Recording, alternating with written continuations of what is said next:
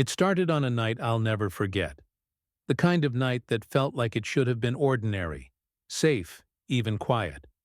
But sometimes, the moments you think will pass without trouble end up turning into the ones that change everything.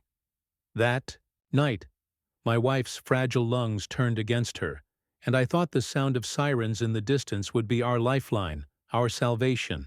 Instead, those sirens became the first note of a nightmare that would stretch on like eternity.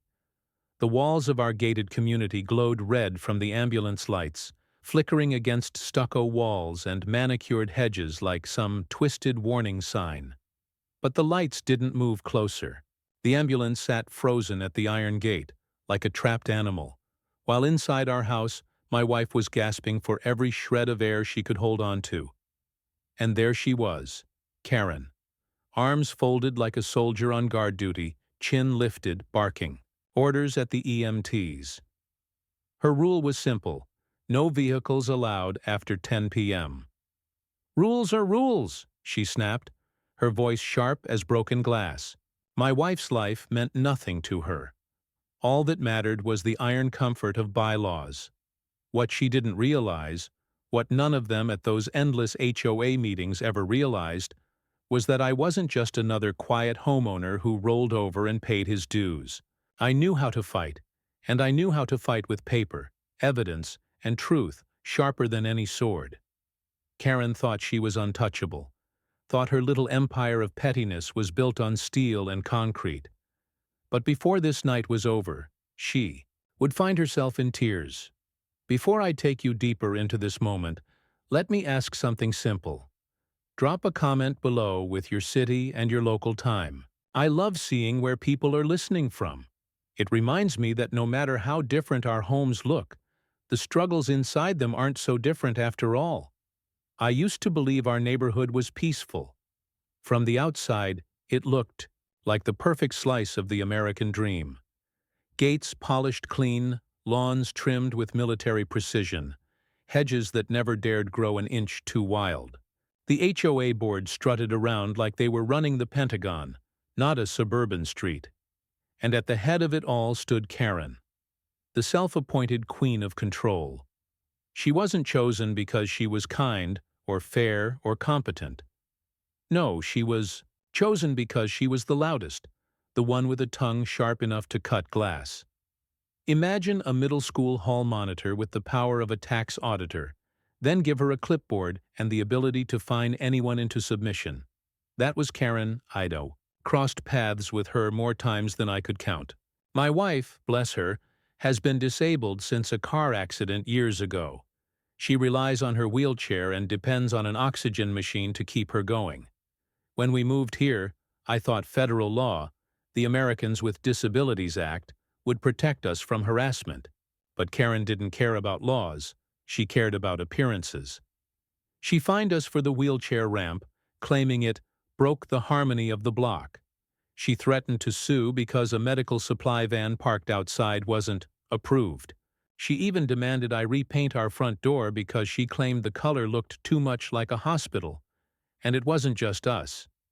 She spread misery like fertilizer across the whole neighborhood. Mr. Alvarez got fined because his grandson's skateboard ramp was unsightly. Priya, a young mother, got cited for stroller marks on the sidewalk. Everyone suffered, but for my wife, it wasn't about convenience or hobbies. It was about survival. The breaking point came one spring when the board, under Karen's thumb, passed a noise rule banning sirens after 10 p.m., unless pre-approved, as if emergencies could be scheduled like dentist visits. When I challenged her, Karen smirked and told me emergencies were rare. "We just want peace," she said. I didn't argue. Arguing with her was like shouting into a hurricane. Instead, I filed it away. I knew rules that cruel would have a cost one day, so I started preparing. My background was in civil service and compliance law. I knew where to look and how to dig. I asked for emergency gate codes. Denied. I requested a Knox box so first responders could get in quickly. Denied again. Karen claimed it would invite vandalism. So I went around her. The fire marshal confirmed what I already suspected. The HOA had ignored warnings, lied on paperwork, and funneled contracts into her nephew's pocket.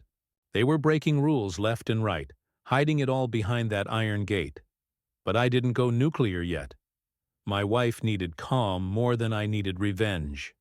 She smiled at me every day, though I knew she was tired of fights she never asked to fight. So I waited, quiet and patient, letting Karen think she had won. And then came that night. At first, it was ordinary. My wife and I were watching an old movie, laughing at the cheesy lines, but I noticed her breathing was off, shallow, uneven. I asked if she was okay. She brushed it off, told me not to fuss. But by 9:30 she was struggling harder. Her oxygen tank was half full, but it wasn't enough. I adjusted the flow and called her doctor. "Go to the ER immediately," he told me. By 10 o'clock her chest tightened, her lips paled, and I didn't hesitate. I dialed 911. The dispatcher guided me while paramedics rushed toward us. I prepped the portable oxygen, trying to keep my wife awake. Each second stretched like a lifetime. Then I heard them. The sirens, growing louder, closer. Relief hit me, like cool rain. They were here. She would be safe. But then, dread crawled up my spine. The lights outside weren't moving. They stayed stuck at the gate. I ran out and saw the truth. The ambulance was parked at the entrance. EMTs waved their arms, shouting, pounding at the keypad. And standing in front of them, lips pursed like she was savoring the moment, was Karen. Clipboard in one hand, phone in the other, defending that gate like it was a border wall. My wife was suffocating inside, and Karen was treating it like another HOA meeting. That's when it hit me. The HOA wasn't just a nuisance anymore. It was a danger. If Karen thought her rules could bury my wife, she had no idea who she was dealing with. You can't understand the terror of watching someone you love struggle for every breath unless you've lived it. The silence between her gasps was like a clock ticking down. I checked her monitor. Her oxygen levels were falling fast. I tightened her mask, whispered, "Hang on, honey," and sprinted back outside. The cul-de-sac looked like a crime scene. Red and blue lights flashing across perfect lawns, across houses that seemed too clean, too smug. The EMTs, whose names I'd later learn, Nana and Derek, were frantic. "Open the gate," they shouted. "Emergency response."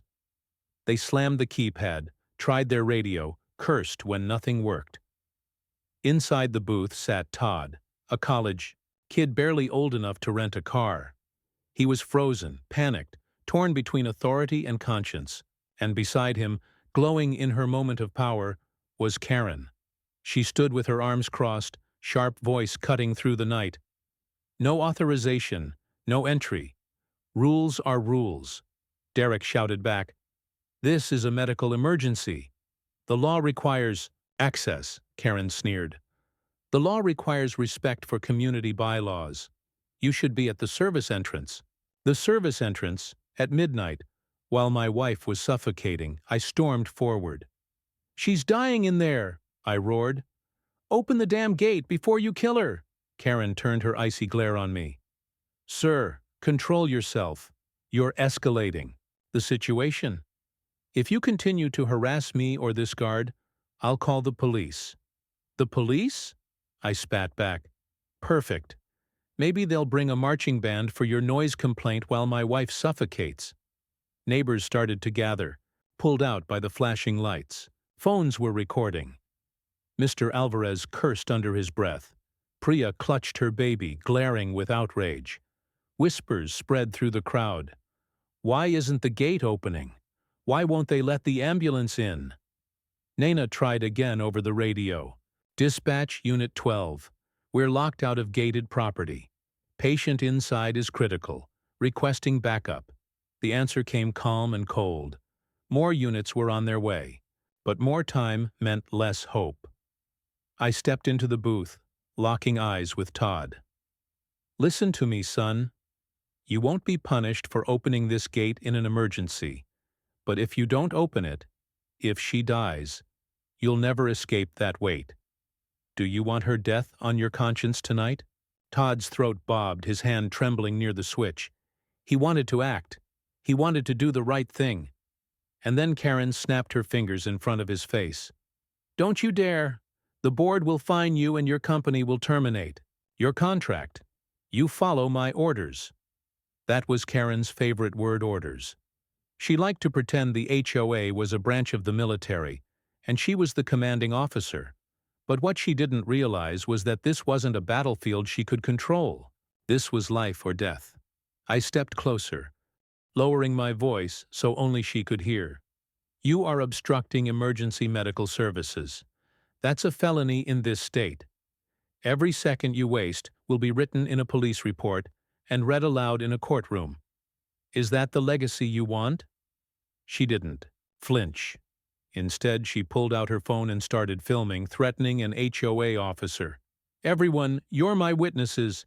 This man is dangerous. Dangerous." That word rang in my ears. I wasn't the one choking the life out of a woman with a stopwatch. Of rules. Behind us, my wife's portable alarm beeped a sharp, panicked chirp that carried from inside the house. Even from a distance, I knew what it meant. Her saturation had dropped below safe limits. My stomach lurched. "Move!" I bellowed. I grabbed the gate myself, rattling the bars, but it didn't budge. "Solid steel." Na joined me, her face tense with fury. "We can't wait. If she codes, she won't make it. We need access now." Derek was already hauling equipment out of the ambulance intubation kit. Portable ventilator, backup, oxygen. They were preparing to treat her in the driveway, but without rapid transport. It was just buying time. 9 minutes. That's all it had been since I dialed 911. 9 minutes that stretched into eternity. 9 minutes in which my wife's life was weighed against a clipboard and a set of bylaws. Karen lifted her chin higher, savoring the standoff. "Rules are rules," she repeated. "If we let you break them once, chaos follows." I stared at her, my hands shaking, not with fear, but with rage. "Chaos," I said. "No, Karen. Chaos is letting a woman die because you can't see past your own ego." The crowd murmured louder. Mr. Alvarez shouted, "Open the gate for God's sake." Priya's voice cracked. "She's a human being." But Karen didn't move. And in that frozen moment, sirens wailing, alarms chirping, neighbors shouting, I realized this was no longer just about my wife. It was about everyone who had ever been crushed under the weight of people like her, people who mistook power for morality, people who thought authority was more important than humanity. The storm was building, and Karen had no idea that by refusing to open that gate, she had just unlocked something far more dangerous. Me, Karen, planted her feet like she was the last line of defense at some holy fortress, when in reality, she was just blocking an ambulance from doing its job. Her SUV was angled diagonally across the entry lane, headlights off, hazard lights blinking in, a smug rhythm that matched her tone. "This gate has a vendor lane," she announced, waving her clipboard as though it were scripture. "Emergency vehicles are required to pre-register with the HOA to use the front entrance. That is policy." Derek dropped his intubation kit onto the asphalt and spun toward her. "Pre-register? What do you want us to do? Schedule heart attacks? Give you a calendar of strokes?" His voice cracked under the weight of disbelief. Karen sniffed. "If we start allowing exceptions, then everyone will think rules are optional. We cannot allow chaos." Chaos. There it was again. Meanwhile, inside my home, my wife was fighting for every shallow breath. And this woman was worried about an HOA's imaginary apocalypse. I stepped forward, trying to keep my voice from exploding into a scream. "My wife's blood oxygen is dropping by the second. If she goes into cardiac arrest, those paramedics will need to get her to the ER immediately. Do you understand what's at stake here? Karen pursed her lips. I understand. The board has empowered me to enforce our bylaws. If you have a complaint, you can file it at the next monthly meeting. The absurdity of her words nearly knocked me over. File it at the next meeting. My wife didn't have minutes left, let alone 30 days. The crowd swelled as more neighbors arrived. Mr. Alvarez edged closer, his cane clacking against the pavement. Senora, open the gate. Before I break it myself, he growled. Karen shot him a glare. Touch this property and you'll be fined $5,000. The tension was unbearable. Na glanced at Derek, then back at me. We can treat her inside until backup arrives, but without, transport her chances. She trailed off. I could see the calculation behind her eyes, the brutal math of survival. It turned to Todd, the guard, who was practically sinking into his chair. His eyes darted between me and Karen, his hand hovering near the switch that could end this nightmare. Todd, listen to me, I said, lowering my tone. This is your chance to be on the right side of history. Open that gate. Do it now. Karen slapped her hand down on his armrest. Don't you dare. The liability falls on you if you disobey me. Liability? I barked.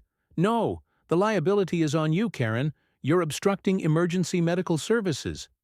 That's not just immoral, it's illegal. You're writing your own criminal record in real time. For the first time, a flicker of doubt crossed her face, but it was fleeting. She raised her phone higher, angling it toward the flashing lights. I'm documenting everything. This will go straight to the board, and if anyone touches this gate, I'll sue for damages. The arrogance in her voice made the crowd hiss and mutter. Priya shouted, Damages? What about the damage you're doing to a human life? Others nodded, their anger boiling over. Derek threw his hands up. I've had enough of this. Dispatch. This is Unit 12.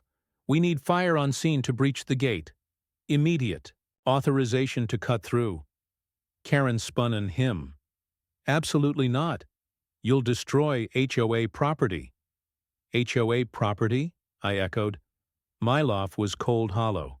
That's what you're worried about. Paint and steel. While a woman inside is dying. The paramedic ignored her protests and returned to prepping equipment.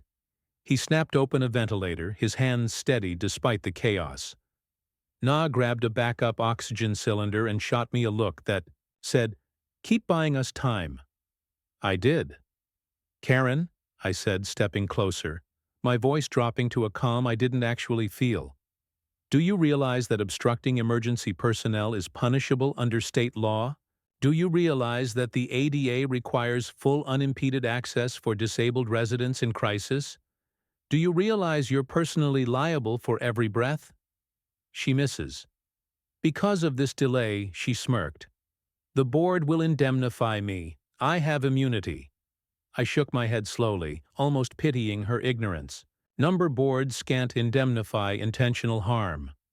This isn't immunity, Karen. This is negligence. This is cruelty. And the law doesn't look kindly on cruelty. Her smirk faltered just slightly. Behind us, the portable alarm inside my house screamed. Again. A long, shrill tone that made my blood run cold. That sound meant her levels had fallen into the red zone. I could almost feel her fading. Mr. Alvarez suddenly moved forward, gripping his cane like a crowbar. Enough talk, he muttered. He wedged it under the edge of the gate, straining with what little strength his 70-year-old frame had left. The steel groaned, but held. Karen shrieked, Stop that! You'll be fined! The crowd erupted into shouts. Neighbors who'd spent years cowering under Karen's fines finally snapped. They surged forward, pressing against the gate, yelling for it to be opened. The HOA president's grip on power was cracking, but still the barrier stood.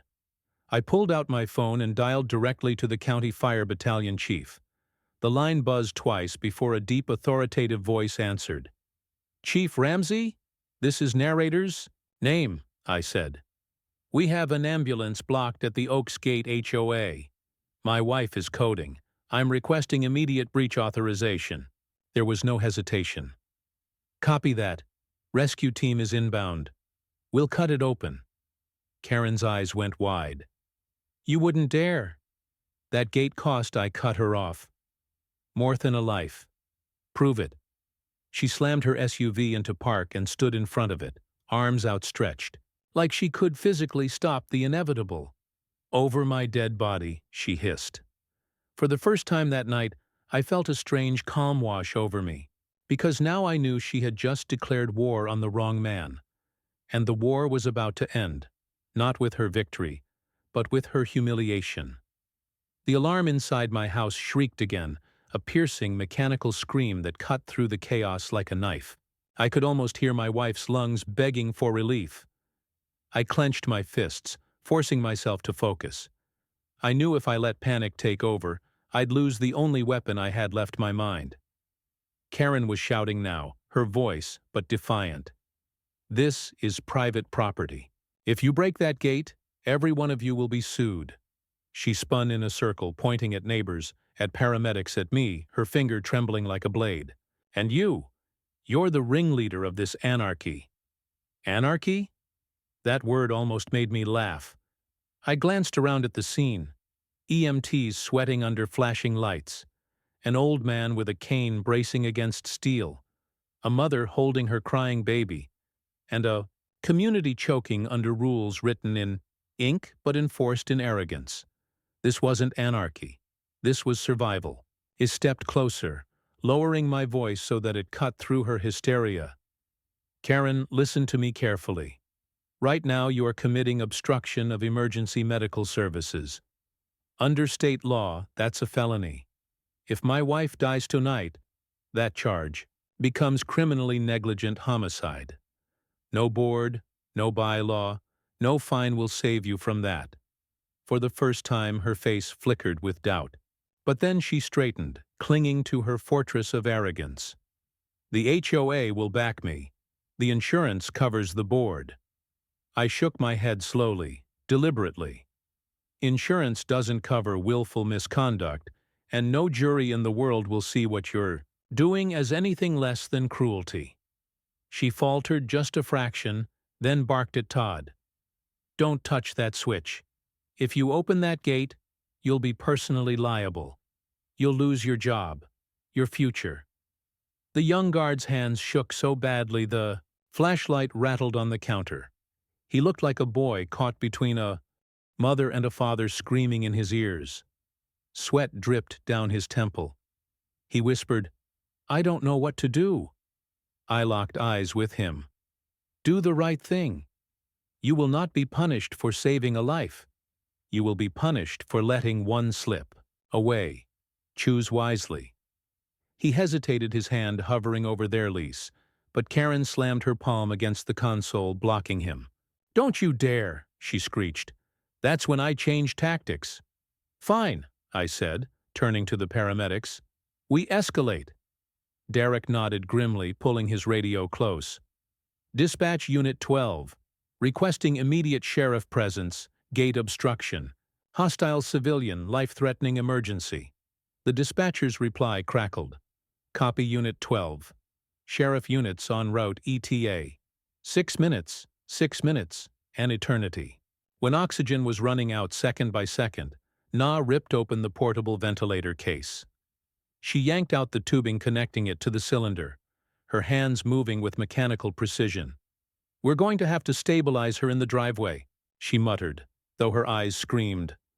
The truth, stabilization was a bandage, not a cure. I turned back to Karen. 6 minutes until law enforcement arrives. When they do, you'll be arrested on the spot. Her face wrined. Arrested for protecting property. Don't be ridiculous. I leaned in close, my voice steady, almost surgical. You are not protecting property.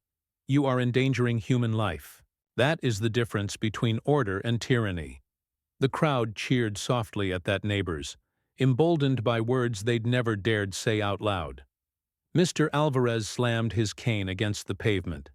Ya basta, enough, Priya's baby wailed, her mother's voice breaking as she pleaded, please let them through. But Karen didn't budge. She doubled down like tyrants always do when they feel power slipping through their fingers. She whipped out her phone, dialing furiously. "Board members, yes, it's Karen. We have a situation. Residents are rioting and ambulances trespassing. I need authorization, too." I cut her off with a bitter laugh. "Authorization? You think a conference call will outvote biology? Oxygen doesn't wait for quorums, Karen." Her voice trembled with rage. "You don't scare me." "Good," I said, stepping closer, my eyes locked on hers, because fear isn't the goal. Truth Island. And here's the truth. You're about to lose everything you think you control. Behind us, a siren wailed closer, different from the ambulance. Deeper, heavier. County fire was arriving. My chest tightened with relief, but also with dread. If they had to cut the gate, precious minutes would still vanish. I turned back to Derek. "How long can she hold on?" He grimaced. "Not long. Maybe 3-4 minutes without transport." 3 minutes! My pulse hammered in my ears. Then the unthinkable happened. Karen's SUV, still blocking the lane, suddenly roared to life. She slammed it into park again, leaving it as a barricade. Then stepped out, arms spread wide. "Over my body," she shrieked. The fire truck pulled up, men in heavy gear spilling out with cutting tools. Their captain strode forward, barking orders. "We're breaching." Karen threw herself in front of them. "This is HO property. I forbid you." The captain didn't even blink. "Ma'am, step aside now." She planted her feet. "No, I couldn't take it anymore." I stepped between her and the firefighters, my voice rising above the din. "If you want to stand in front of steel and fire, then be my guest. But when those cutters spark, it won't just be the gate burning down. It'll be your entire reign." She froze. Her bravado cracked, replaced by a flicker of fear. The crowd roared with approval. Neighbors finally emboldened after years of silence. Cameras caught every second. And as the fire captain signaled his men to begin, I knew the tipping point had come. Karen wasn't just facing me anymore. She was facing the law. And when the law showed up, it didn't come with clipboards. It came with sirens, uniforms, and consequences. The hiss of hydraulic tools filled the night, a harsh, metallic scream as the fire crew prepared to slice through the steel gate. Sparks danced off the grinder, tiny meteors bursting against the cold iron. Neighbors gasped, phones raised high, recording every angle of Karen's empire crumbling in real time. She screamed above the noise, voice cracking. "You can't do this! I forbid it!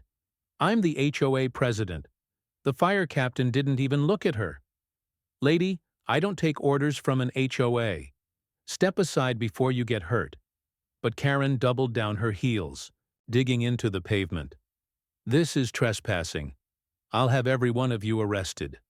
You're destroying community property." That was it. I'd heard enough.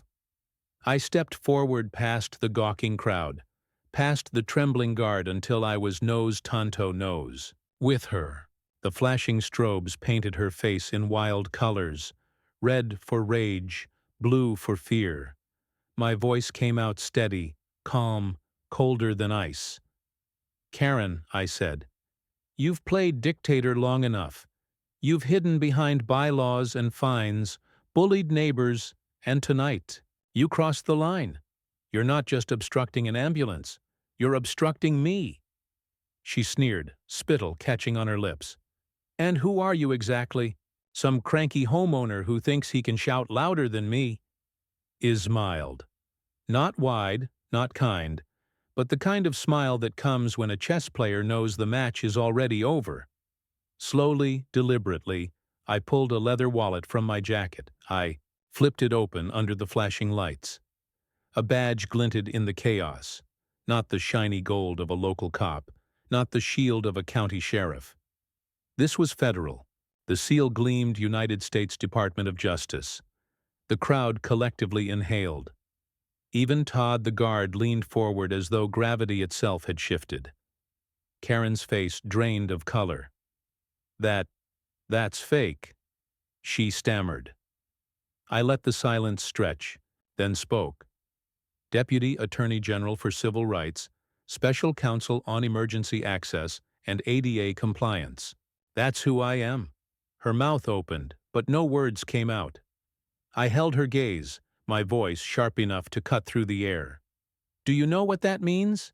It means I wrote the directive requiring every gated community in this state to provide 24/7 fail open access for emergency vehicles.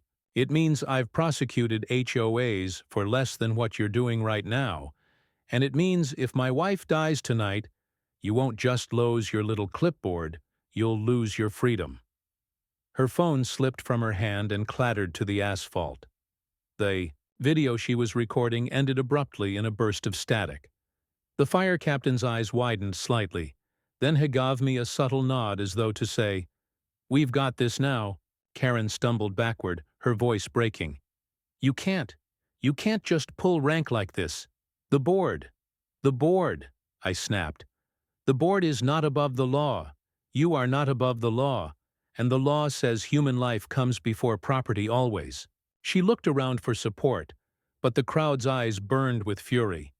Even the neighbors who once cowed under her fines now stood united, emboldened by the sight of her unraveling. Alvarez raised his cane like a gavel.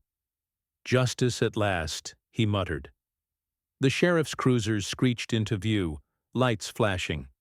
Two deputies stepped out, hands resting on their belts, surveying the scene with weary eyes. One of them, a broad man, with a salt and pepper beard, approached. What's going on here?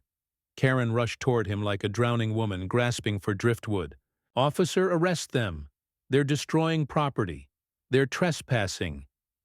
The deputy held up a hand. Ma'am, calm down. Who's in charge here? I stepped forward, flashing my credentials again. I am.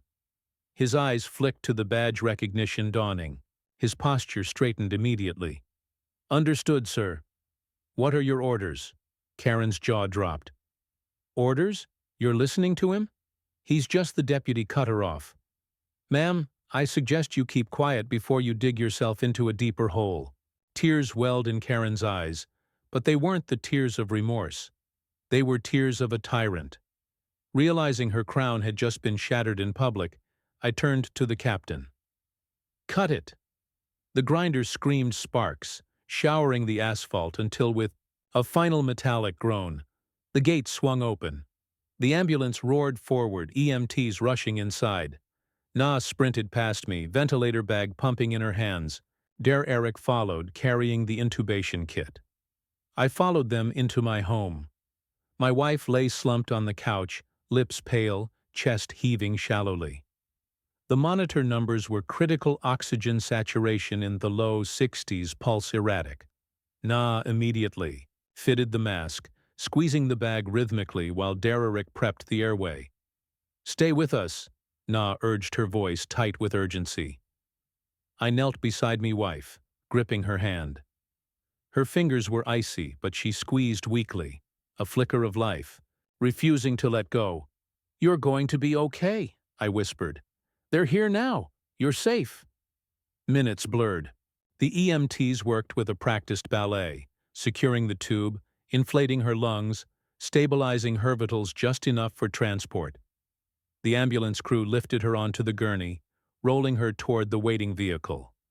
I stood towering over Karen, who lingered at the edge of the crowd. Her shoulders sagged, her face streaked with tears. She looked less like a president and more like a child caught with her hand in the cookie jar. You tried to play gatekeeper with a life, I told her. My voice, low but heavy with finality. And tonight you learned that doors don't close on justice. She sobbed, covering her face with trembling hands. For the first time since I'd met her, she had no words, no bylaws, no fines, just silence. As the ambulance doors slammed shut and the sirens wailed again, I climbed inside beside my wife. Through the window I caught one last glimpse of Karen crumpling to the curb, her clipboard abandoned at her feet. And I thought to myself, Sometimes the strongest punishment isn't jail or finesse or lawsuits. Sometimes it's the collapse of a tyrant's illusion broadcast live to everyone she once ruled. The ambulance tore down. The boulevard sirens, wailing red light bouncing off every window pane we passed. Inside, I sat strapped into the bench, gripping my wife's hand while Na monitored her vitals. Derek worked the ventilator with calm precision. Then numbers began to stabilize. Oxygen creeping back toward the 70s, then 80s. Relief crashed over me, in waves, but the anger beneath it burned hotter than ever. When we reached the ER, a team of doctors swept her away. I stood there hollow, watching the gurney vanish through swinging double doors. Na touched my arm gently. "She's tough," she said. "She's got a fighting chance." I nodded, unable to speak. My throat felt raw, but I promised myself something in that moment. Karen's reign of terror would end tonight. The next morning, I walked into court. Not as a grieving husband, not as a victim of a power-hungry HOA president, but as what I truly was, a federal officer with the authority to drag Karen and her board into the light. Within hours, I filed for an emergency injunction against the Oaksgate HOA. The motion was clear obstruction of emergency medical services, ADA, non-compliance, and systemic negligence that endangered lives. The judge barely needed convincing. He signed it before his coffee had cooled. The order suspended the board's power effective immediately and placed the community under temporary receivership until compliance could be guaranteed.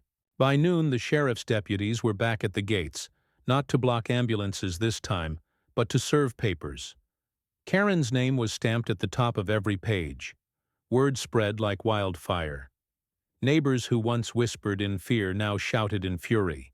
Emails leaked internal board correspondence revealing Karen had ignored repeated warnings from the county fire marshal about the broken Knox box. Worse still, receipts showed her nephew's security company had been billing the HOA thousands for bogus gate repairs. The very system that trapped my wife was a cash cow for her family.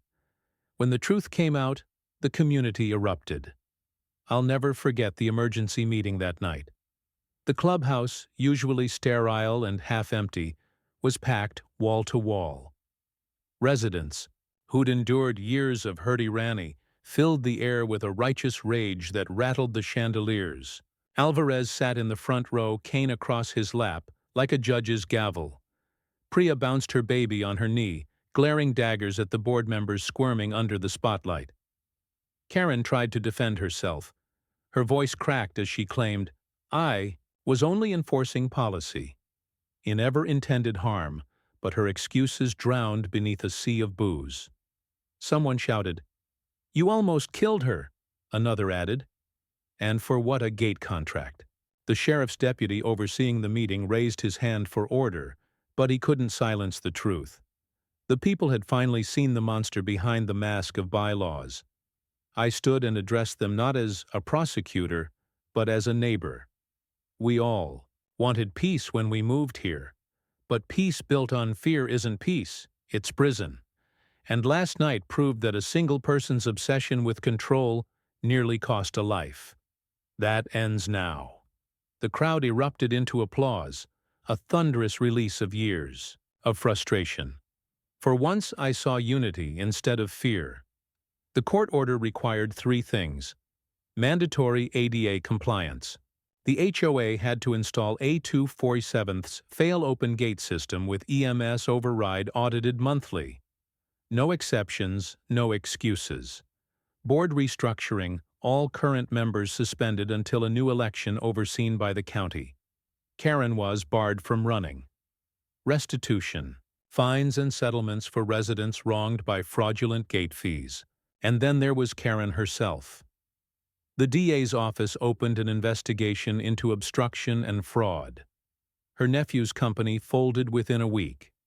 Insurance carriers notified the HOA they would cancel coverage unless every violation was corrected. Immediately. But I didn't stop there. When the judge asked if I sought criminal prosecution, I paused. My instincts screamed for vengeance. But another part of me, perhaps the part my wife loved, chose differently. "Your Honor," I said, "the community has suffered enough. Justice isn't always about jail. Sometimes it's about accountability where it hurts most." So instead of prison, Karen was sentenced to 200 hours of community service at the county rehabilitation hospital. She would spend months pushing wheelchairs, fetching water for patients, and watching the kind of people she once dismissed as inconvenient. The irony was almost poetic. The woman who once complained that ambulances were too loud would now spend her days listening to the steady beep of heart monitors and the hiss of oxygen tanks. As the order was read, Karen's face crumpled. Tears rolled down her cheeks, not the crocodile tears she'd weaponized for years, but real ones raw with humiliation. The clipboard queen had become a servant. Neighbors who'd feared her for so long stood taller that night. Alvarez leaned over to me, whispering, "Justice tastes sweeter than café con leche." Priya smiled softly, rocking her baby. Even Todd, the guard, approached afterward, thanking me for saving him from being scapegoated. For the first time since moving into Oaks Gate, I felt the weight lift. The streets were quieter, but not in Karen's suffocating way. This quiet was peace, the kind that comes when truth finally breaks chains. At home, my wife was recovering slowly. The doctor said it was a close call, too close. When she was strong enough to speak, she squeezed my hand and whispered, "You saved me." I shook my head. "No," I told her. "You saved me. You gave me the reason to fight." And as I kissed her forehead, I knew the battle with Karen was over. But the war for dignity, for humanity, for the simple right to live without tyranny that was only just beginning. The HOA scandal might have ended with Karen's community service. But like any rotten structure, the deeper we dug, the more decay we found. The county's audit of Oaks Gate revealed something more sinister than just arrogance. Buried in the financial records was a trail of payments, tens of thousands of dollars in emergency call-out fees billed to the HOA every time the gate malfunctioned. Except, according to maintenance logs, those malfunctions weren't accidents. They were deliberate. The scheme was simple.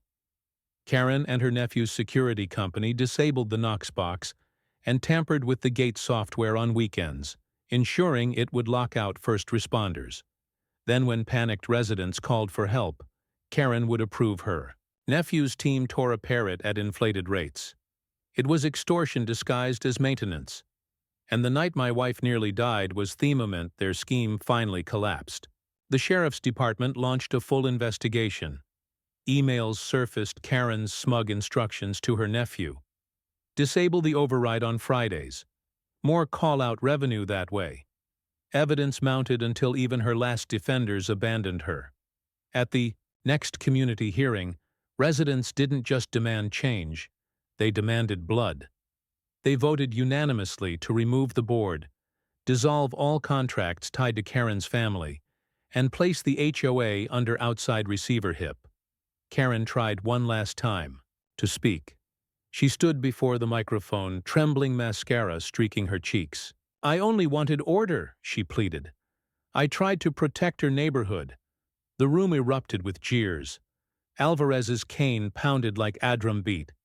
Priya shouted, "Order doesn't mean control." And someone else yelled, "You protected your bank account. Notice." I didn't gloat. There was no need. Watching her empire crumble in front of the very people she had terrorized was justice enough. The county receiver announced sweeping reforms, transparent budgets, a compliance training for all staff, a brand new gate system with direct EMS access, and for the first time, neighbors cheered at an HOA meeting. I could have stepped in. They even asked me to run for president, but I refused. "I'm not here to rule," I told them. "I'm here to remind you that communities survive when we put people before rules." When I returned home that evening, my wife was waiting for me on the porch. She was still weak, but the oxygen line was steady, her smile brighter than any badge I'd ever carried. She whispered, "It's over. nodded. It's over. But then she surprised me. No, she said softly. It's beginning. She was right. The neighborhood had changed. Where once people walked with heads down, fearful of citations, now they greeted one another with warmth. They brought meals for us while she recovered planted flowers in Alvarez's yard, helped pre-affix her stroller wheels. It was as if the iron gate had cracked something inside all of us. Not just steel, but silence. Weeks later, I drove past the spot where Karen had once stood like a queen at her fortress. The gate was gone, replaced with a modern system that opened, wide for emergency vehicles. I couldn't help but smile. She had tried to build a wall of power, but in the end, she built a monument to her downfall.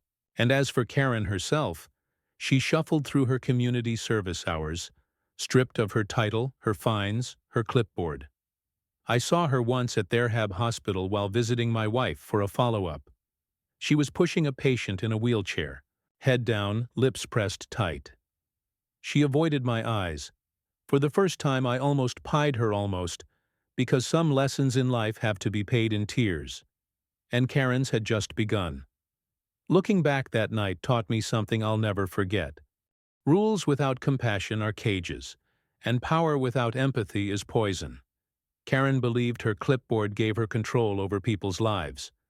But the truth is, authority means nothing if it tramples humanity.